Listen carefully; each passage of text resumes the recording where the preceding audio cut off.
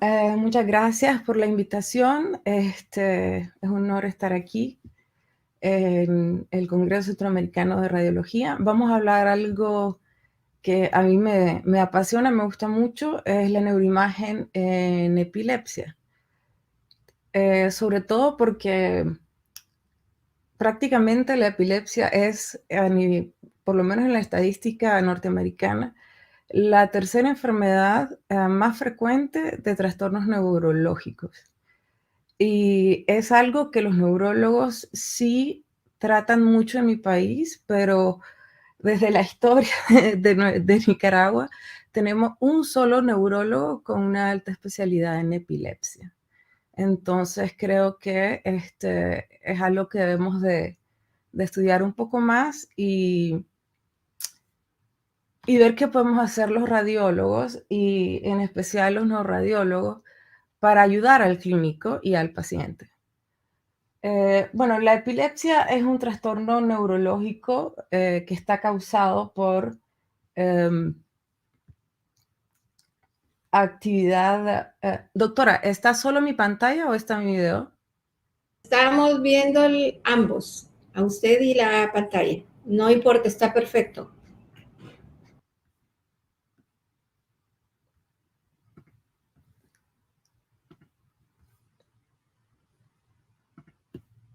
Ok.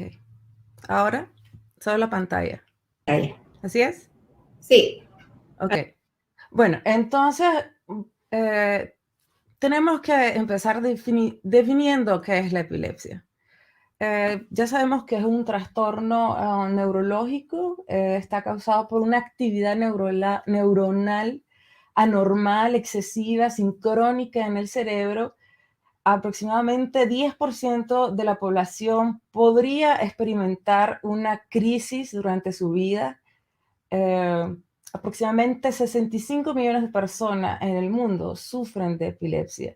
Y la imagen por resonancia magnética, junto con otros métodos de imagen y postprocesamiento, es una gran clave para el diagnóstico.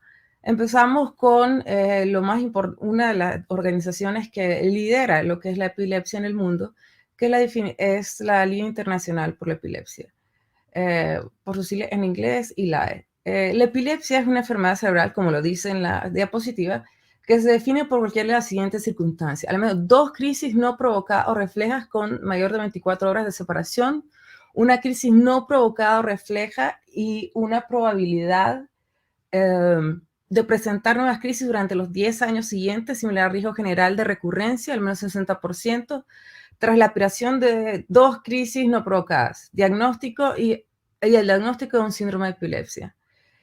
Según la ILAE, la epilepsia está resuelta en los sujetos con un síndrome epiléptico dependiente de la edad que han superado la edad correspondiente en aquellos que se han mantenido sin crisis durante los últimos 10 años y que no han tomado medicación antiepiléptica durante al menos los últimos 5 años.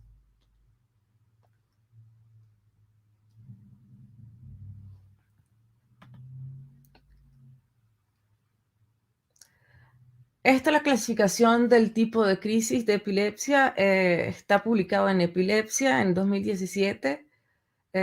Y aquí podemos ver, bueno, por ejemplo, en el caso del inicio de las crisis generalizadas, en el gráfico, cómo pueden iniciar en un hemisferio cerebral y comprometer diferentes redes y tener ya un comportamiento en el hemisferio cerebral contralateral.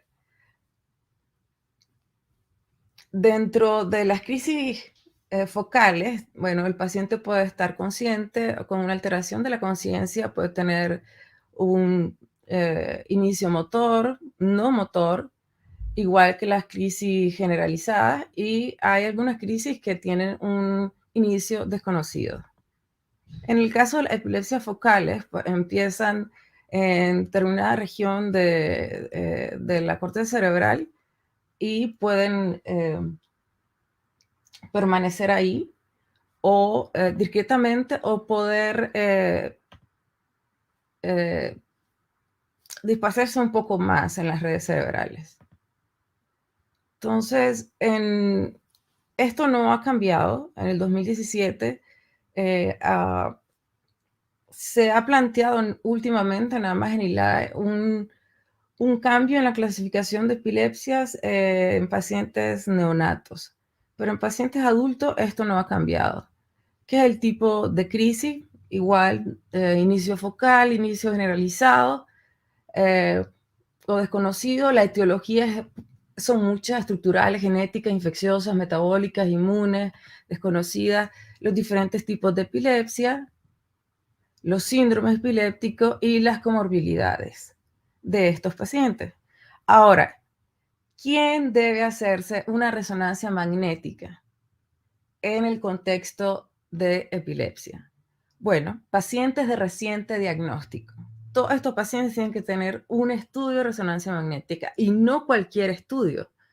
En pacientes con epilepsia de larga data, sin investigación apropiada, eso significa pacientes a los que no se le haya hecho una resonancia magnética o pacientes cuya resonancia magnética previa no cumpla con los criterios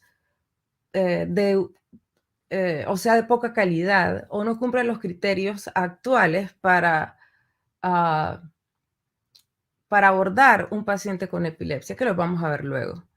En el caso de las epilepsias intratables y, por supuesto, los pacientes que son candidatos a cirugía para planeación quirúrgica.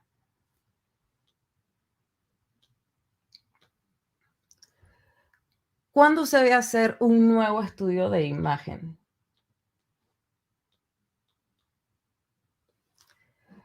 Cuando las convulsiones se asocian a déficits neurológicos focales, cuando el paciente tiene fiebre, cuando el paciente sufre de cefalea persistente, cuando hay cambios cognitivos, historias recientes de trauma, aproximadamente 2 años después del primer estudio, porque hay algunas lesiones que no son evidentes en el primer estudio y al pasar de los años pueden ser observadas en una resonancia magnética nueva. Igual hay otras, en el Continuum del 2016 hay otras indicaciones de resonancia magnética igual, pero en este caso la evaluación urgente de pacientes no con epilepsia, con crisis de nuevo inicio, igual pacientes reciente diagnóstico o que no habían sido bien estudiados y evaluación prequirúrgica. Este siempre ha sido un protocolo de resonancia magnética muy básico. No en todos los hospitales tienen resonador de 1.5 Tesla. Por lo tanto, los 6 esenciales han sido muy populares en este caso. ¿Qué significan los 6 esenciales? Bueno, un T1 3D, usualmente isotrópico, un voxel isotrópico, 1 milímetro, sin gap, un T2 axial y coronal, STIR, en el eje hipocampal. Significa que en el momento de planear el estudio, el neuroradiólogo o el radiólogo tiene que sentarse con su técnico y explicarle específicamente, aquí podemos ver el hipocampo y necesito corte axial en el eje longitudinal del hipocampo y los coronales perpendiculares a este eje. Igual, FLAIR axial y coronal, y cuando sea necesario hacer imágenes de susceptibilidad magnética o aplicar contraste. Estas son simplemente imágenes de lo que estamos hablando. Vemos cómo en estas imágenes se pueden ver muy bien el hipocampo, pero porque están en su eje longitudinal, están muy bien planeadas. Aquí lo podemos ver y las imágenes perpendiculares. Igual el T1 3D, que podemos hacer reconstrucción multiplanar, poner en eje el hipocampo, es mucho más fácil, como lo podemos ver aquí. FLAIR 3D, igual. Entonces, aquí está el hipocampo, tendríamos que hacer cortes en este nivel, en el eje longitudinal y perpendiculares. Igual cuando nosotros estamos haciendo reconstrucciones en el eje del hipocampo. Ahora, en el 2019 El ILAE tiene una fuerza de neuroimagen para hacer recomendaciones sobre el uso estructural de resonancia magnética en pacientes con epilepsia, que se llama HARNESS. Por sus siglas en inglés, Harmonized Neuroimaging of Epilepsy Structural Sequences, en MRI. Entonces, ¿qué es lo más importante de este protocolo? Que según la ILAE debe ser llevado a cabo en todos los pacientes que sean diagnosticados con epilepsia. Primero, un T1 3D de alta resolución, 1 milímetro o menos, voxel isotrópico, un FLAIR 3D isotrópico y un T2 coronal 2D, que es un turbo espineco, usualmente lo que se recomienda.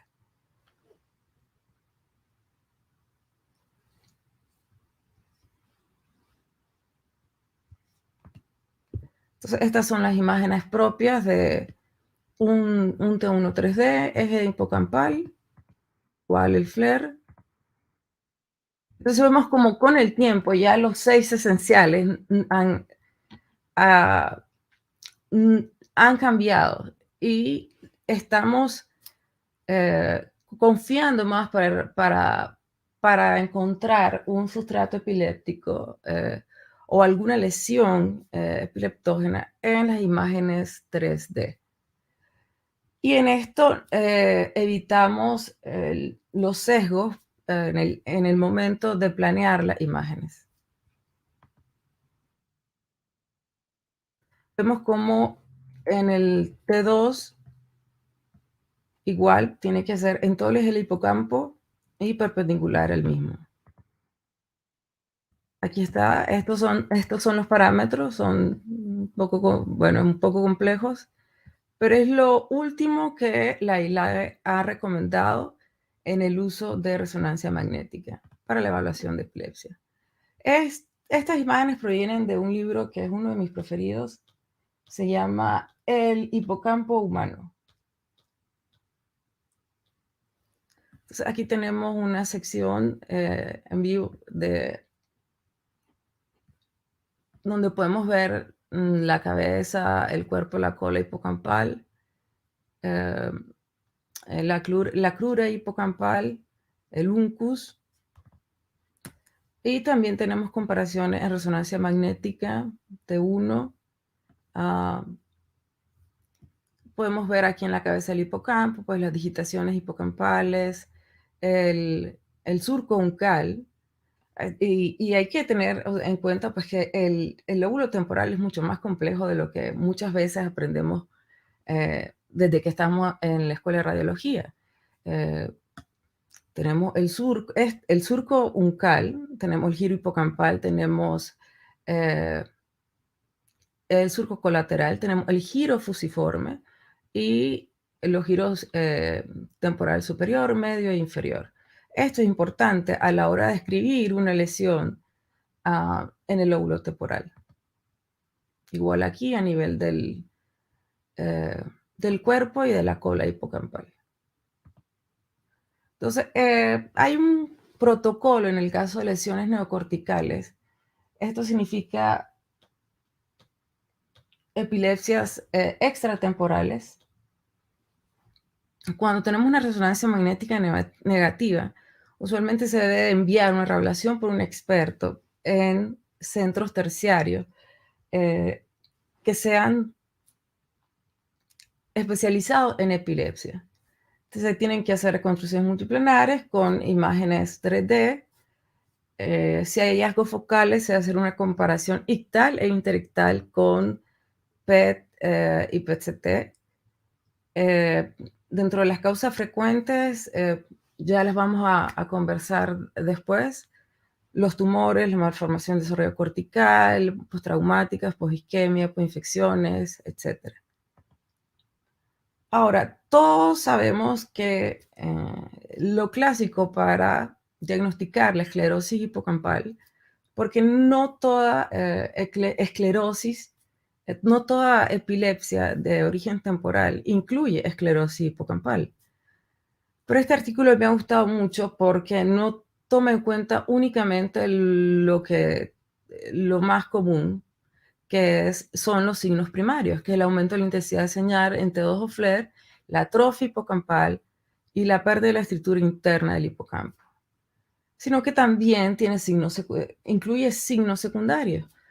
La pérdida de las agitaciones hipocampales, la pérdida y la disferiación de sustancia gris y blanca en el lóbulo temporal, la atrofia del lóbulo temporal y aumento en la amplitud de receso temporal, algo que yo me fijo mucho y lo reporto también, es la atrofia de los cuerpos mamilares, la atrofia del fornix y la amígdala, menos frecuente la atrofia del tálamo y el núcleo caudado.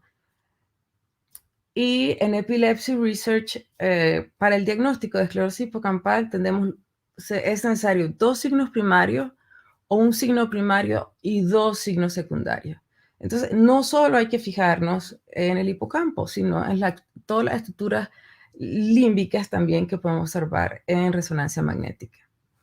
Ahora, los neurólogos siempre, y en la clínica, tenemos que tomar en cuenta lo siguiente, porque un paciente puede tener perfectamente, tiene una epilepsia, pero no tiene la clínica de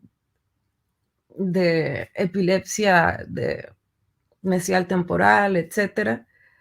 Más que todo, puede ser una epilepsia de origen neocortical y tener hallazgo en electroencefalograma que no corresponden con una localización temporal. Entonces, ¿es la esclerosis hipocampal la causa de la epilepsia? No siempre. Pueden haber pacientes que tienen epilepsia y convulsiones y pueden tener esclerosis hipocampal como un hallazgo incidental. Ahora, ¿todo paciente con epilepsia debe tener esclerosis hipocampal? No, a pesar de que la epilepsia eh, causada por esclerosis hipocampal o esclerosis mesial temporal es uno de los sustratos epilépticos más frecuentes. Entonces, la ILAE tiene una clasificación para esclerosis hipocampal que es histopatológica, aquí la podemos ver, un poco más compleja. Entonces, la esclerosis mesial temporal, bueno, como decimos, pues la disminución del hipocampo, aquí lo podemos ver, hay aumento en la amplitud del receso temporal, pérdida de la estructura. Podemos ver aún las digitaciones internas del hipocampo, en este caso de esclerosis hipocampal derecha. En el caso izquierdo vemos que ya es una reconstrucción coronal de un T1 3D y podemos ver obviamente el hipocampo con pérdidas de anatomía normal y muy disminuido de tamaño. Igual acá, una de las cosas que a veces se pierde en las reconstrucciones de estudios 3D FLAIR es la intensidad de señal de los hipocampos. Sin embargo, en los estudios Spinecco es un poco más evidente. Aquí podemos ver una esclerosis hipocampal bilateral, hiperintensidad y todos los criterios. Pérdida de la estructura normal del hipocampo y disminución del volumen del mismo. Igual, del lado derecho, vemos un hipocampo izquierdo sano. Bueno, dentro de la esclerosis hipocampal también, bueno, la doctora no solo la doctora Brandao, sino muchos otros artículos, pues, hablan de lo mismo, a realizar espectroscopía. Usualmente en centros terciarios se coloca el voxel tanto en la cabeza, cuerpo y cola del hipocampo y es usual encontrar disminución del N-acetilaspartato y disminución del valor que aproxima 0.71 del N-acetilaspartato entre el valor de la colina más la creatina. Sin embargo, en las recomendaciones actuales de la ILAE, la espectroscopía no tiene tanto peso como pensaríamos ahora. Ahora, en el 2020 se publica este artículo también en Epilepsia, porque no los nuevos secuencias que se realizan en todo paciente con epilepsia permite el postprocesamiento de las imágenes que se pueden realizar con diferentes softwares. Entonces, dentro de esto, lo más importante es la volumetría hipocampal, que ya está automatizada y que es mucho más sensible que la volumetría que se hace de forma manual, y la relaxometría en el T2 para valorar cambios de la intensidad de señal del hipocampo. Entonces, muchas resonancias magnéticas que estaban negativas simplemente por la valoración de las imágenes sin postprocesamiento, una vez postprocesadas estas imágenes, mejoran la sensibilidad diagnóstica. Entonces, depende del software que se utilice. Estos son imágenes donde se han realineado en el eje hipocampal. Vemos cómo se aísla lo que es el resto del parénquima cerebral, únicamente los hipocampos. Aquí se puede ver, es un complejo proceso, un proceso complejo y depende del software. A mí personalmente me gusta utilizar FCL, que es el software de la Universidad de Oxford, para la volumetría, etc. Ahora, el PET. En el caso del PET, usualmente usamos fluoro de oxiglucosa para valorar el metabolismo. Y podemos, el metabolismo a nivel cerebral. Y usualmente en el caso del periodo ictal hay aumento del metabolismo. Y en el periodo post-ictal hay una disminución del metabolismo a este nivel. Entonces, prácticamente es lo que vamos a evaluar con el PET.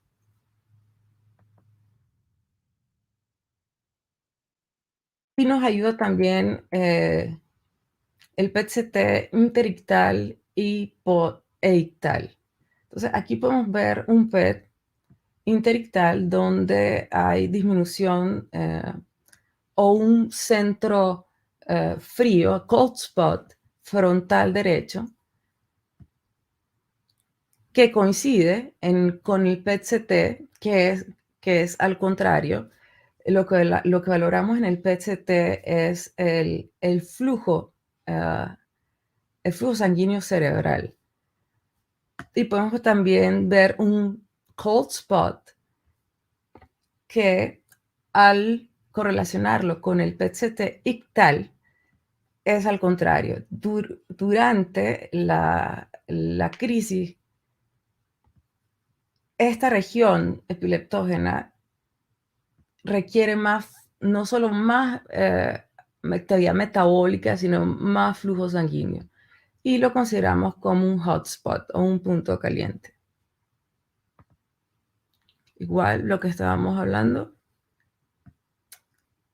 el trazador que más se utiliza es el tecnesio 99 hexametil propilómeno aminoxim, que es difícil de pronunciar en español.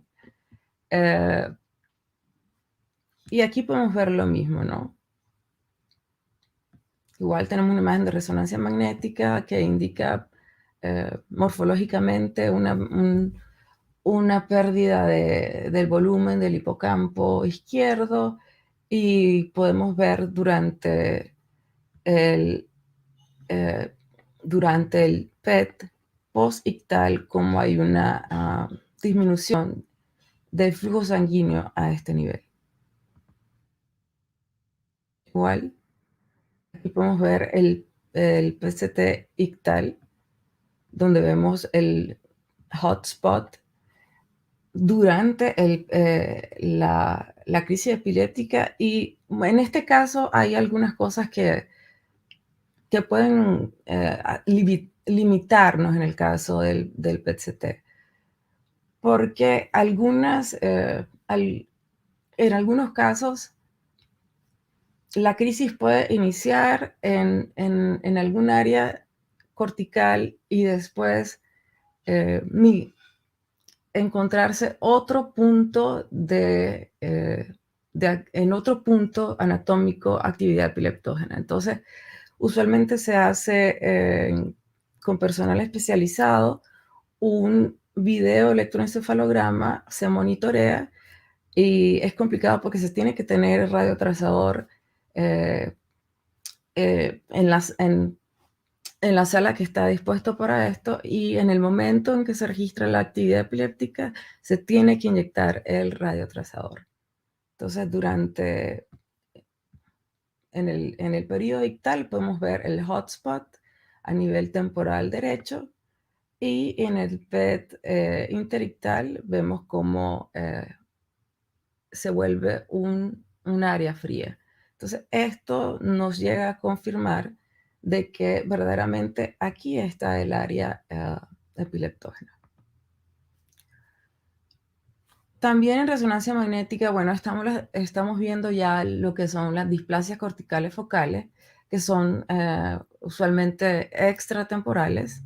Esta es la clasificación de la ILAE. ¿Qué vamos a ver en resonancia magnética? Bueno, usualmente vemos un grosor del giro de la corteza. Hay pérdida de la diferenciación sustancia gris y blanca. Puede haber un aumento en la intensidad de señal en T2 o en FLAIR, y se ve una imagen lineal de orientación radial. Podemos ver el signo transmantle, que se ve como una raya con una pequeña imagen lineal que puede no estar en relación con el ventrículo o dirigida al ventrículo.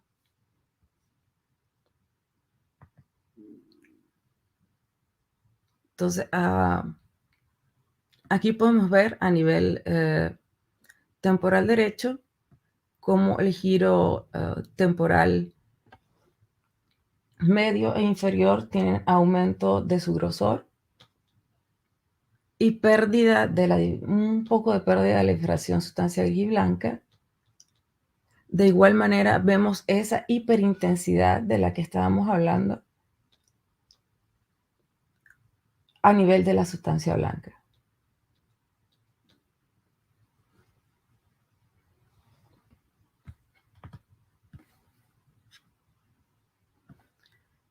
A nivel del giro poscentral izquierdo también es evidente en estas imágenes coronales aumento de grosor del giro y la hiperintensidad subyacente.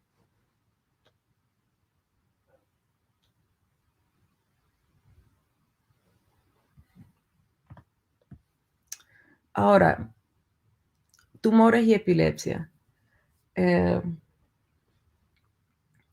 Muchas lesiones, usualmente las lesiones que involucran la corteza cerebral, son epileptógenas. Lo más frecuente son el tumor neuroepitelial disembryoplásico, el gangliogloma, los astrocitomas de bajo grado, menos frecuente meningiomas, el glioblastoma, las metástasis, etc.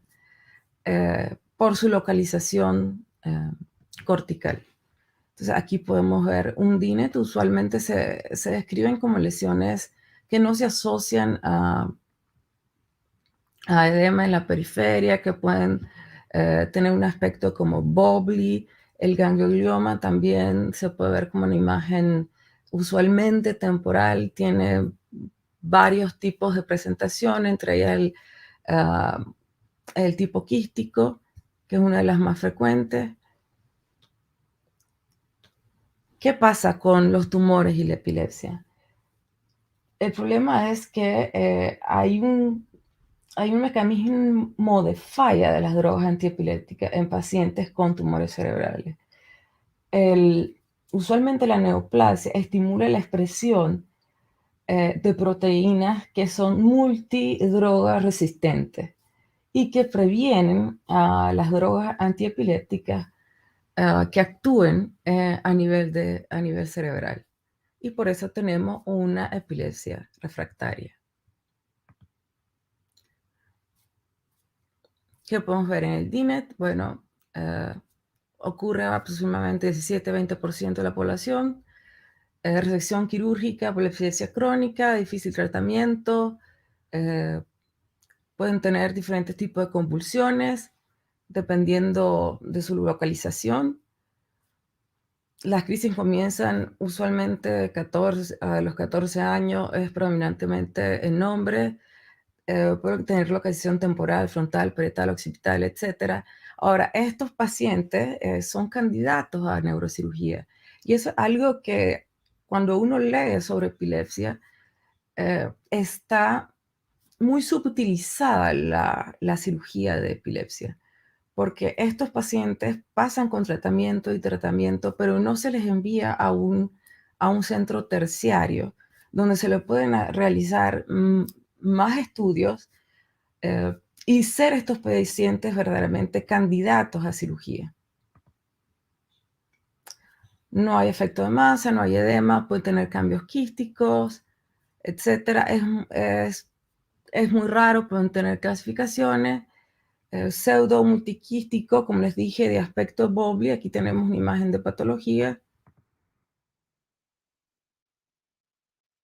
Podemos ver áreas de degeneración quística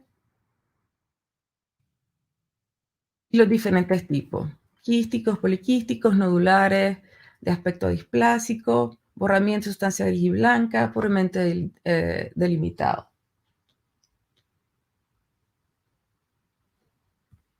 O sea, aquí podemos ver una lesión ocupante de espacio a nivel temporal derecho, que es de predominio quística, con ese aspecto Bobli que tiene, una imagen en T1. Igual acá a nivel temporal derecho, una variante nodular. No vemos áreas de degeneración quística.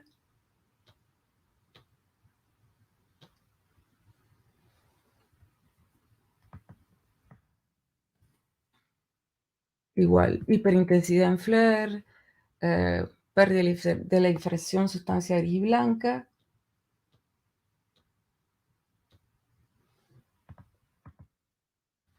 Y ganglioma.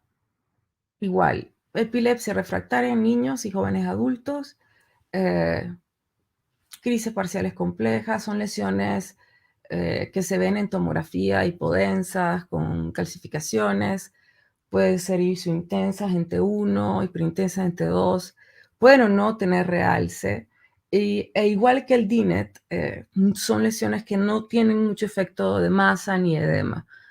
La mayoría son lesiones sólidas, pero pueden o no tener un componente quístico. Aquí podemos observar una imagen de un glioma en la literatura. Usualmente tienen un índice de colina, creatina y N-acetilaspartato y creatina disminuidos, y un aumento en el índice colina sobre N-acetilaspartato. Es raro, pero pueden tener una degeneración maligna en un 6%.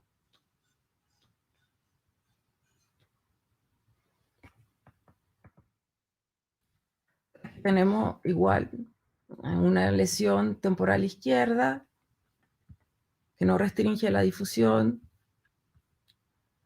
que está perfundida, y aquí tenemos el espectro. Igual los tumores de bajo grado, los astrocitomas de bajo grado, no necesariamente tienen que estar en la sustancia blanca, pueden involucrar la corteza y la sustancia blanca subcortical. Hay muchos ejemplos en la literatura. Lo más frecuente es el astrocitoma difuso grado 2, IDH mutante o IDH tipo salvaje y NOS. Esto corresponde con la clasificación de los tumores, la nueva clasificación de tumores de la Organización Mundial de la Salud.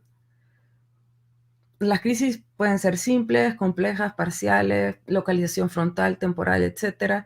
Son lesiones que por su bajo grado no realzan o restringen la difusión. Pueden tener un aumento en el mioinositol.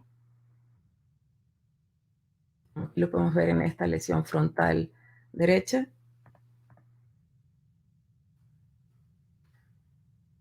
no van a realzar.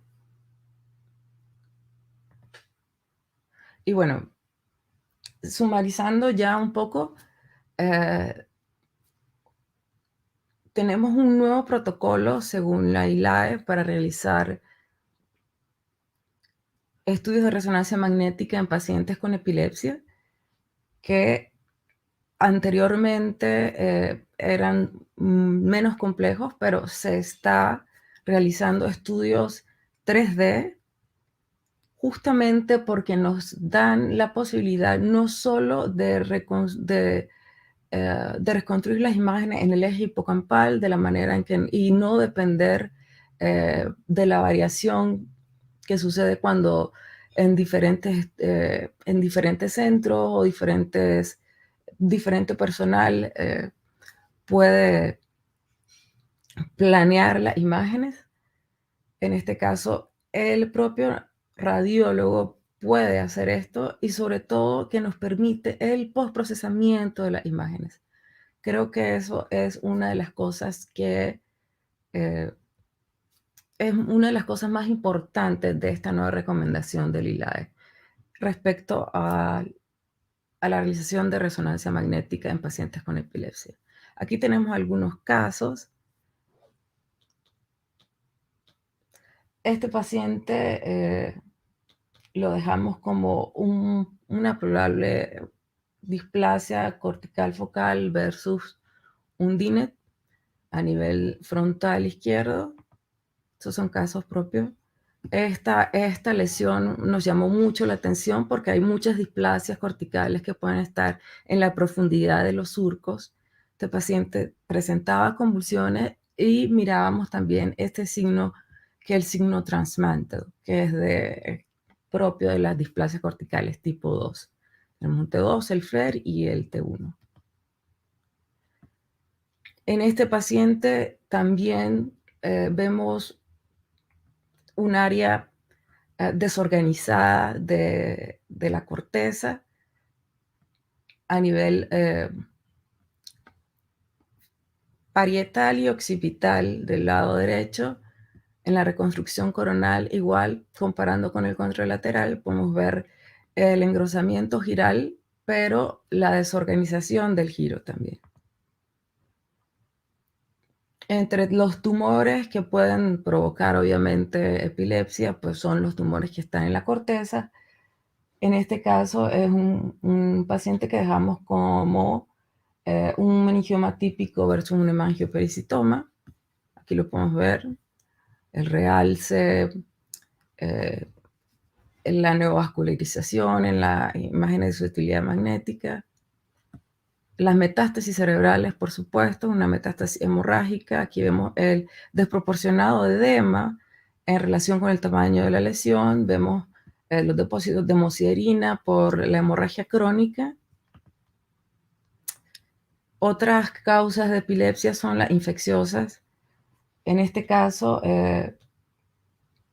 el paciente cursaba con una meningoencefalitis.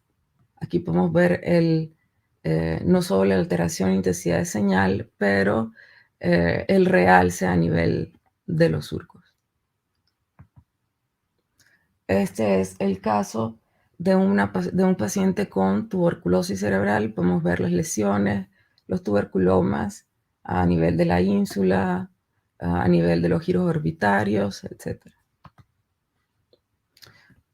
Clásico en nuestros países, la neurocisticercosis, en diferentes fases, y usualmente nos encontramos, en el caso de la neurocisticercosis, con lesiones que están calcificadas, pero administramos contraste y estas lesiones todavía realzan. Y la literatura todavía no tiene una explicación clara de por qué realzan. Aquí podemos ver igual calcificaciones y en diferentes estados.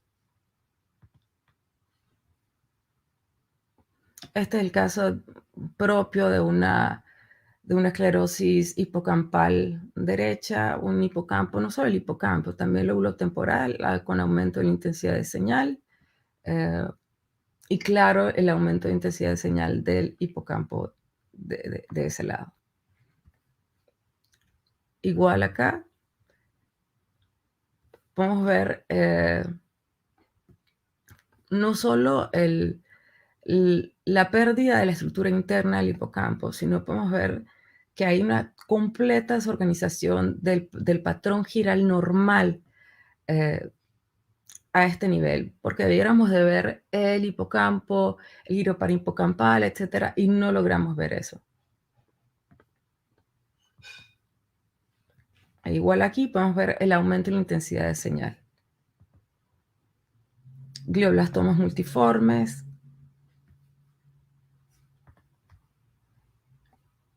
Los quistes temporales frecuentes asociados a displasia es una causa frecuente de epilepsia. Este es un caso de un quiste aracnoideo temporal Galassi 2, un Sturge-Weber que también nos causa epilepsia. Obviamente, las anomalías del desarrollo cortical, podemos ver aquí una esquizoencefalia, el labio abierto, la sustancia gris heterotópica, la falta, aquí hay una agenesia del cuerpo calloso, un lipoma, podemos ver la sustancia gris heterotópica ependimaria, una causa frecuente de epilepsia que muchos no tomamos en cuenta son las encefalomalasias por diferentes causas, traumas, etcétera, que son epileptógenas. Este es el caso de una esclerosis tuberosa. Vemos los tubers, la hiperintensidad de los tubers, los nódulos que pueden no calcificar, sustancia gris heterotópica.